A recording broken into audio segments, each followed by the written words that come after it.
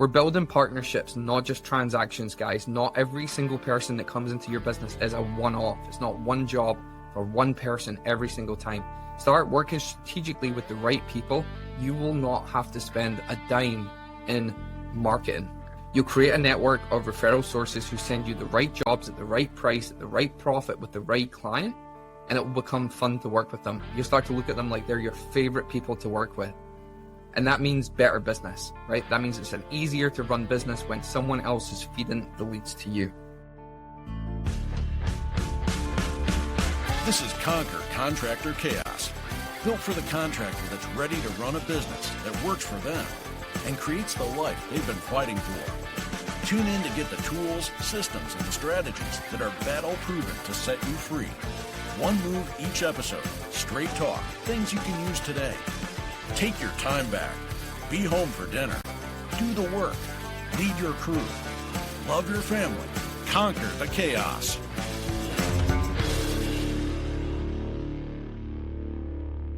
Welcome to the Conquer Contractor Chaos podcast, guys. My name is Lee, and today I am going to walk you through how you, yes, you, can build a rock-solid network of upstream referral partners. So I'm talking interior designers, general contractors, realtors, people who will consistently send your ideal projects and ideal customers to you, and most of the time for free. We're not looking for one-offs, one client there, one client here. I'm talking, how do we build a business that has constant flow of leads coming in from referral partners?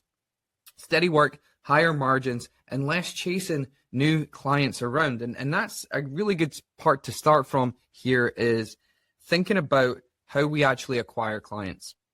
And I want you to think of it like this. It's kind of like reinventing the wheel. When you finish a project, you have to go find a new one, right? You have to go out there and find a new client and sell to them and get them in your funnel and get a project and go through the design process and all these steps, right? And I think typically, we think of our business as really simple. We oversimplify our businesses in our minds by saying, you know what? My business only has 8 steps. I, market to someone, they submit a lead, I go do an estimate, we sell the job, we build the job, we install it, and we collect a check. And that sounds good. You are on the right track. But what I would say is you don't have 8 steps. You have 8 categories with sub-steps included in there. In fact, typically, the average person will have over 60 different little steps or little tasks that need to be done for any sale. And what we want to do is we want to either, 1, cut that down so that it's as little as possible, but 2 is not have to get through most of that process and then lose the client, right? So one of the best ways to do this is to do it through referrals, by building a community of people who want to refer work to you is one of the best ways to do that.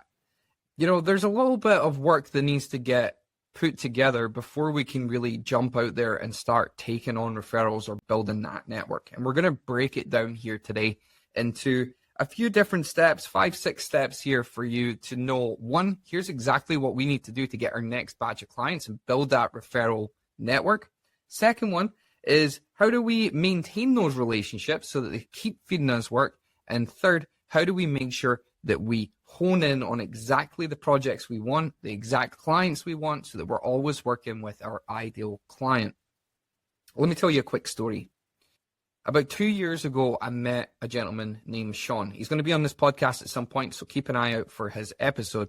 But Sean was struggling. He is a full-time firefighter. He was struggling to run his cabinet business on the side. He had it up and established for a little while, but it got to the point where he had to start renting out his shop to a hobby cabinet maker or hobby woodworkers so that he could just make enough money to keep the lights on. And so when we met, he was very, very close to actually shutting down that business. Now, the challenge is he has a full-time job. How do you keep a business going full-time when you have a full-time job on the side? Well, let me tell you, it's simpler than you think it is. All we need to do is simplify. Simplify every stage of the business.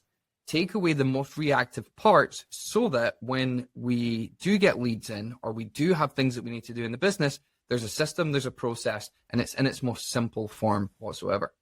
Fast forward to today.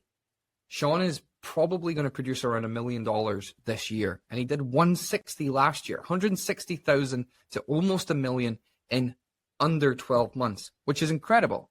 A lot of it comes down to who Sean is, but we did talk very early on about how to build a network of people who will refer you leads. And the majority of the cash that is coming into his business now comes from 3 solid referral partners, 3 solid interior designers. Today, we're going to give you a walkthrough of the exact process that we used with Sean. I'm not going to give you everything in this podcast episode because you're going to have to come and work with us and come and talk to us if you want the scripts and you want the exact little nuances that we add into the process so that you can kind of speed up the network building system a bit faster. But we are going to give you an overview of how we did it. So first thing we need to do is we need to get extremely clear on who we want to contact, what projects we want, how we're going to leverage them, right? So we need to actually build the infrastructure before we can start, chasing after people and trying to convince them to work with us. So we need to do some research and we need to build a target list. Now, here's the way that I like to look at things. I like to look at things that look at my business like we have upstream referrals and we have downstream referrals. Upstream referrals would be anyone who could refer to us, anyone who we can refer to as your downstream. So we need to get clear on who exactly are our upstream referral partner opportunity. And I want you to think of it and maybe even sit down and build a bit of a list, but think of your client. Who is your ideal client and who else are they working with before you get in the door? And let me say you're a cabinet maker, for example. If you're a cabinet maker, well, that client makes the decision that they're going to do a renovation, right? We call that a trigger. They have a trigger that happens and they make a decision that they're either going to do a renovation or they're going to redo their cabinets or they're going to have a new cabinets built for their home, right? They're going to do a full house build. So those would be the triggers. Then I'm going to ask myself, who else is involved in that process? Let's say, for example, the ideal client is someone who is younger, is buying an older home to renovate rather than buying a brand new home, which is more expensive. Who would be involved in that process? Well, if the client wants to buy something old and renovate it, before they even need a renovator, before they need a GC, before they need a cabinet maker, they need somebody to help them actually purchase the home itself. There's 2 people involved in that. It's going to be the mortgage broker for one, and the second one is going to be the realtor. So realtors are very, very high upstream for us. They're going to be one of your best referral sources. Once they've got mortgage approval and the realtor set up, and then they go and buy the home, well, now they're going to have a home inspector. Home inspector comes in, makes sure everything's solid before they buy the home. Great. And if all goes to plan, they purchase the home using their bank, right? Bank managers, the mortgage broker, the insurance providers, right? Some places you're required to have home insurance. These guys are all upstream from us. And only then will they then decide to either hire an interior designer or a general contractor or a design build company. And that's where we want to focus. We want to try and go as high up as possible as we can and deal with the people who are getting the most volume when it comes to our trigger, right? So if it was selling houses or buying houses, that would be a realtor.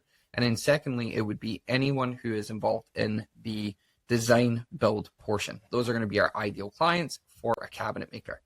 If you were someone who is a GC, for example, and you wanted to do more commercial work, well, now we're looking at engineers, city planners, permit offices, and stuff like that. These are all other places that are upstream from us that we can actually build relationships with as well.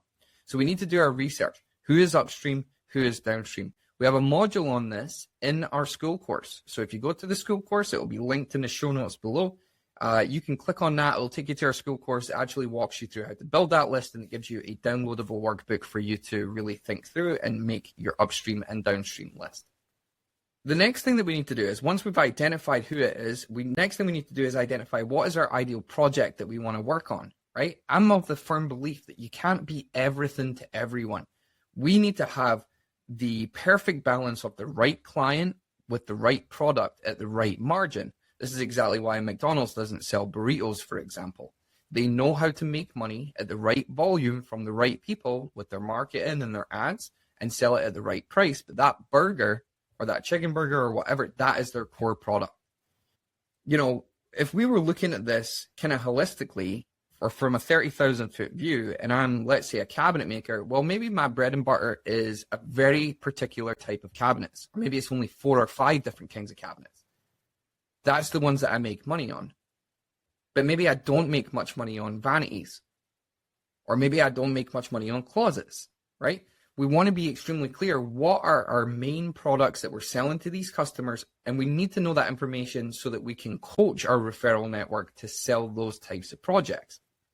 A referral partner is great, but if that referral partner is feeding me leads that I don't make money on, it's not for the right person, and we don't have the capability to actually build the product for the customer, we're not really maximizing our time, and we're not doing a very good job for anyone. So I want to be extremely clear on what's our ideal project.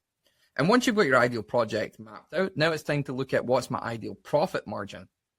You know, let's say, for example, that I was a closet manufacturer, and a master walk-in closet for me is a 55% gross profit margin.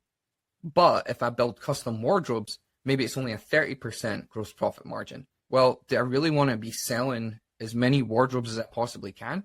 No, absolutely not. I want to try and get as many walk-in closets as I can rather than custom wardrobes. And it's funny, there's another story here. I have another client called Kevin. Hey, Kevin, hope you're listening here, where we were running the numbers early in his coaching, and we found that that was exactly the case. We were making good margins on his closets, but we were making lower margins on his wardrobes. And because they were typically being done together, it was bringing the total gross margin down. So it took a little bit of independent back costing, where we spent some time back costing specific projects with wardrobes included. And we found that when we build wardrobes, we were only doing about 34% gross margin. So is wardrobes our ideal project? No. Is closets our ideal project? Yes. But most people want wardrobes with it. Okay, what do I need to do? I need to increase my price for the wardrobes portion specifically. So being explicitly clear on what your ideal project is, the best place to find this is in your cost card or your EOJ or your back costing calculator. If you're not in there, if you've not already got those downloaded, get into the school course. All the downloads are there for those tools where you can pinpoint exactly which parts of your projects are making money and which ones are dragging down your profit margins. So that's the second thing we need to do. We need to get clear on our project. Lastly, we want to get clear on our profit margin specifically. So people, who are we selling to? What is the trigger? What is the situation? Project or product? What is my ideal product? What is the easiest thing for me to make that takes the lowest amount of owner time commitment? And lastly, what is the ideal profit margin that gives me the most money to retain so that I can scale and grow my business in the future? So once we've done that, now we can start to build a target list. And I'm going to say that this isn't really designed for you to do. It should only be something that you as the owner of a contracting business should have to do if you can avoid it. If you have a virtual assistant, if you have an executive assistant, if you have someone in-house, if you have a sales team, they should be building these lists and doing this for you. But you yourself, it's great for you to be making the call because you own the business, you have all the answers, you're a really good salesperson to do the actual calling. But building a list can be done by pretty much anyone. You can even buy lists of people. You can even join associations and get lists, you know, stuff like that. So be smart about it when you're building your list. But again, focus on building maybe 50. Start with 50, 20, I'm going to say 20 to 50 actually, upstream referral partners in your region. Interior designers, realtors, design build firms, GCs, builders doing custom homes, whatever one fits the most with your ideal project, your ideal client, and your ideal profit margin. And then build a spreadsheet. You can get the download in school. School has the download where you make that list of who you want to target, and then we're going to get into the actual cold calling portion after. But we want to know who is our ideal. Build a tracker, get all of their information put into a spreadsheet or in a CRM system, and then start communicating with them. Number 2 is going to be setting up your routine, okay? Now, I'm of the belief that big, intense action when it comes to marketing initiatives might solve a temporary problem. It's going to cost you a bunch of money, it's going to cost you a bunch of time, and you're going to get a few leads, and then you're going to get busy. You're going to put your head down, you're going to start doing the work, and then you're going to look back up and you're going to go, oh, it's been 2 weeks since I did any marketing. I guess I need to plant that, I need to start running that again so that I get a job for next week, but there could be a 2-week delay in between. Kind of like this. It's kind of like a farmer who harvests his field but doesn't plant anything new. Sure, his pantry is full for the first little while and he's eating good, but then one day he opens the pantry and he goes, oh, my stocks are dwindling, and he looks out the window and there's nothing new growing, and it's going to take some time for that to grow. So don't be that guy. Don't be the one who goes all in on intense action for little amounts of time, small amounts of time, and you kind of burn yourself out. You burn up your resources, you burn up your time, you burn up your money, all of that good stuff. What to do is make it daily routine. Daily routine and consistency leads to more tangible results further out, and it's very controlled. It's like going to the gym, right? If I go to the gym once, or I go to the gym just for a week, do I see the results? And the answer is no, you don't. It's not about just going to the gym. It's about how many reps you do, at what weight, and how many sets, and what's your calorie intake, and what's your protein intake, right? And what's your water consumption, and it's how many hours of sleep you're getting. It's all numbers. It's all consistent action. And if I take that consistent action over the course of a year, what do I get? I get results when I look in the mirror. This is very much the same thing. So when it comes to marketing, guys, when it comes to these cold calls, and I actually don't even like calling them cold calls, but when it comes to expanding your network through cold outreach, this is all about consistency and less about intensity. So we want to set up a daily routine or a weekly routine at minimum. What I typically say is when you've got your list, try and make 2 to 5 calls a day. You're calling the prospect, and the goal of this call is not to sell something. It's not to get your first project. If you have someone answer that phone and they're gunning to sell you, to get you on a project from that first call, I would be extremely skeptical. This should be a challenge for us. This should be the first interaction, meeting somebody new that we really want to work with. And they're not going to be keen to start sending you leads willy-nilly unless they are not a very good company. So you want to try and avoid that as much as possible. The goal of this call is to introduce ourselves and set the right first impression. And we're going to do that by looking outside of ourselves. We're not going to ask for something other than a little bit of information that helps the person on the other end of the call. Here's the way that I like to do it. I like to ask a very, very simple question.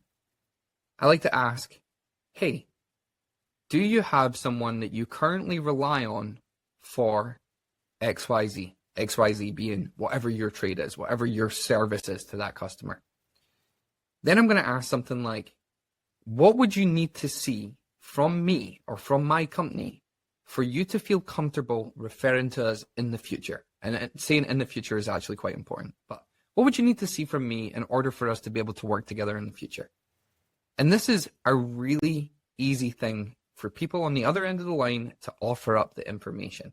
They might say something like, we would want to see 25 Google reviews. We would want to see some testimonials. We would want to see some referrals. We would want to see, we'd want to come in and see your showroom, or we'd want to come in and see some of your work. Great. That's awesome. That's exactly why we're here. We want to compile a list of all of the things that the interior designer wants to see from us in order for them to feel comfortable. That's great. And I'm going to make 5 to 10 phone calls like that where I ask that question. And I'm going to make a list. What were all the common themes that I saw from those calls that these interior designers would want to see from a company like mine in order for them to feel comfortable purchasing from us? And that's going to be the first thing I do. The first thing I do is I'm going to go and fix everything in my business, or I'm going to get whatever it was that that interior designer, realtor, GC, builder said they wanted to see from me in order for them to want to refer to me. The question does 3 things, right? It shows that we're interested in them. It shows that we care about their reputation, not just our own, not about just getting leads in the door. It also gives you insight on who they're working with and what types of projects they're selling to their customers. They might tell you straight up, hey, what you're offering doesn't fit well with my clientele. They would never go for that product, or they would never go for that type of project. That's fine. Even if we find out on this call that it's not a good match, that gets me to strike one person off the list. It makes it easier for follow-up later. And it starts our relationship off really well. A really good first impression is all about you. I'm not asking for anything other than a little bit of information on how I could work with you better, how I could make sure that your clients feel well looked after. So once we've done that, once we've fixed those things in our business that they said they would like to see, the next thing we need to do is we need to go fix it, and then we can go back and approach them again and say, hey, we fixed everything. Do you want to come and take a look? Do you want to come into our showroom? Do you want to meet for coffee? Now, that's the second crucial point here, is we want to meet them face to face. So we want to get to that coffee meeting as quickly as we can. After every phone call that you make, send a quick summary of who you are and how you work. So I make that call. Hey, my name is this. What would you need to see from me? Okay, awesome. Thanks so much for the information. Can I give you a call back in a couple of weeks once I get that built? Or can I give you a call back? Or can I send you an email and show you some of our testimonials? Can I send you an email and show you some of the projects that we've done? Again, we're now trying to establish more credibility. They already know who we are now. Once we've had that call, now it's all about flooding them with credibility pieces. Oh, this podcast I was on, this project that we did, this testimonial that the last customer gave. And once you've sent that, the next part is to, or once you've sent that, and then once you've built, some of their considerations into your business, the next part is to invite them to that coffee meeting. I want to get to that coffee meeting so I can sit down with them face to face. This is where a showroom comes in absolutely clutch. If you've got showroom, invite them in to come and see what it is that you do.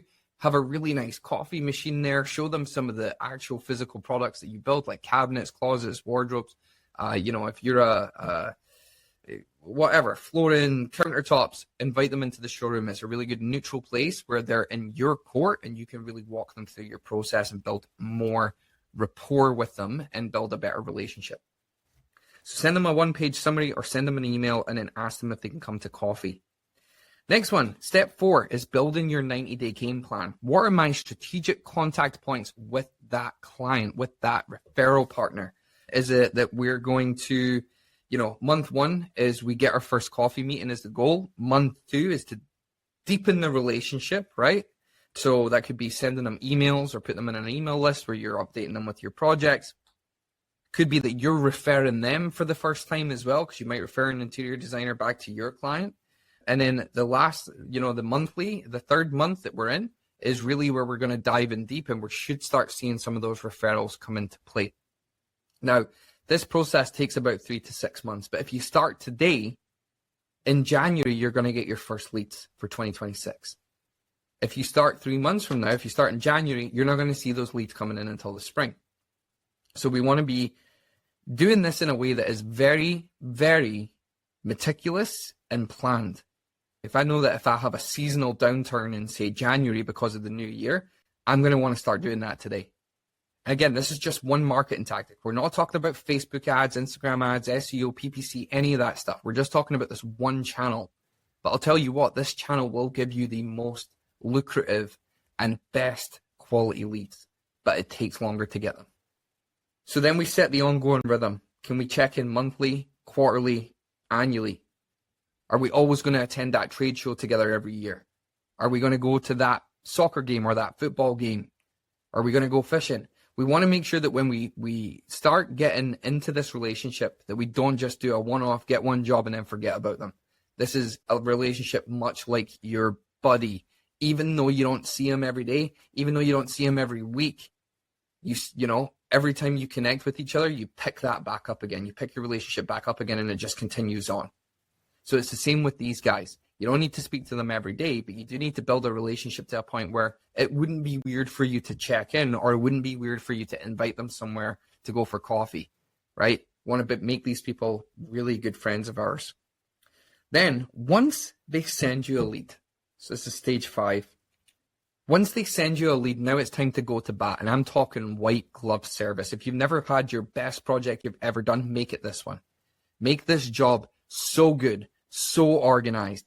Make your customer experience so great that by the time it's done, that client will look at that interior designer or GCA and go, this guy was amazing. Not just us. It's not just about us being the best cabinet maker in the world. It's about making those people look fantastic in front of their customers. And guess what? If you do that, they will come back to you over and over and over again. You need to also immediately thank them. Share your results with them, right? It could be a referral that they gave you, but they're not actually part of the process. It's still important that you thank them in the right way. whether that's a bottle of wine, a personalized written card. Hey, can I take you out to dinner? We need to say thank you for the referrals that they're given. This is what's going to encourage them to keep sending referrals, because every time they send a referral, they get something in return.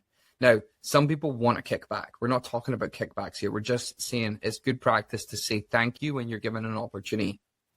I heard from a contractor the other day that owns a big multi-million-dollar general contracting firm, and he had a sub that he was trying to thank for a referral that they provided, and he was chasing this guy around, trying to give him $250. Chasing him down, trying to find this guy. And when he called him, when he eventually got a hold of him, he said, I've got a gift card for you for $250. The guy's like, it's fine, I don't really want a gift card. He's like, no, I need to get this in your hands. This is for you. Every single time you send me a lead, I will give you this. And you might be thinking, oh, well, if I get a bunch of people who don't ask for referrals, then great, then it's really cheap. Which is fine. But think about your cost of acquisition for your own customers. If you spend $5,000 on Facebook ads and you get one lead from it or one customer from it, that was a $5,000 cost to you to get that lead. If you get a referral that's worth $20,000, you can give them, $200, $250. You can buy them a nice dinner. You can buy them a nice bottle of wine, something like that. So we want to maintain and deepen those relationships by being appreciative of the opportunity, but we want to make sure that we are, just being polite. Be polite with your referral partners, Share successes and highlight how they look good, right? Always make sure that that's your top priority, is always try and make them look good in front of their customers. And then make sure that you're always keeping that relationship alive. 2 to 4 meaningful touches per month, not salesy, just helpful and value adding. So what we're seeing here, guys, is like get them on some sort of email list where you're providing an email once or twice a month that just says, hey, here's some value when it comes to this industry. For example, if I was getting an email if it's an interior designer, they're getting an email every month or once a month that says, hey, here's the top trends in cabinetry for 2026. Maybe the next email is, hey, here's why this hardware is better than this hardware. Hey, here's why doing this style of cabinet is better than this style. Give them value adds that keeps them educated on your industry so that they start relying on you. Set these guys up on some sort of email system where once a month they receive, or maybe even twice a month, they receive some sort of communication from you that keeps you in the loop as the expert in your industry. If I'm a cabinet maker, for example, maybe 1 month I'm sending an email out to all my interior designer that said, here's why X hardware is better than Y hardware. Here's why face frame is better than frameless. Here's why oak is superior to this other, whatever the other product is. Give them value and keep them entertained with that, with your service, your industry. That way they look to you to learn, and that further makes you credible to them, and that leads to more referrals. So let's break it down real quick. We've got research and target lists. We've got our ideal client, ideal product, ideal profit margin. Second, set up your daily routine. Third is set your follow-ups and your next steps. Next is going to be build your 90-day game plan so that you've got strategic calls, strategic meetings, strategic visits, stuff like that. And then maintain and deepen those networks over time. Here's what I want you guys to do this week. Get your first list of people together, even if it's 5 or 10. And I want you to aim to do 2 to 5 calls, a day. 2 is easy, 5 a little bit more complex. 9 times out of 10, you're going to get a voicemail. If you get a voicemail, put it back to the back of the list, call them tomorrow or call them the day after, and keep going persistently until you get a hold of them. Timing is never going to be perfect when it comes to cold outreach. It's always awkward. It's always difficult, but cold outreach is only cold until you make that first call. Then it starts to warm up from there. So don't worry about perfect timing, other than make sure that you call them at a time that is convenient for them to actually answer the phone. You're not going to get a hold of them at 8 o'clock at night. They're, probably hanging out with their family, much like you would like to be. And if you're actually cold calling at that time, or your cold outreach is happening at 8 or 9 p.m. at night, you're in the wrong role in your business during the day. This is one of the most important things that you can do to build your network and build your referral sources, which leads to leads coming in, right? So don't wait you don't wait until it's an additional task. Make it part of everyday routine. Make it so that if you go home that day and you've not done your cold calls, you didn't even work that day. You didn't do the part that was important. And 3 months from now, if you've done everything that I've talked about on this podcast episode, you will be sitting down with some of these partners and saying, hey, here's an update on the project that you referred to me, or thank you for that project that you referred.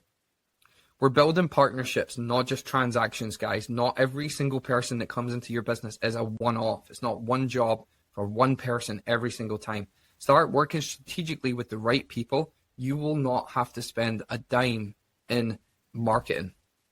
You'll create a network of referral sources who send you the right jobs at the right price, at the right profit with the right client, and it will become fun to work with them. You'll start to look at them like they're your favorite people to work with. And that means better business, right? That means it's an easier to run business when someone else is feeding the leads to you. So let's get started. Build your list. And quick plug for school. We built the school course in a way where it is everything that I wished I had when I had my business. When I was growing every business, from my hospitality consultant business into my construction business, into my commercial real estate business, all of this stuff. This is the playbook. This is the course that I built that I wish I had getting to this point that I am today.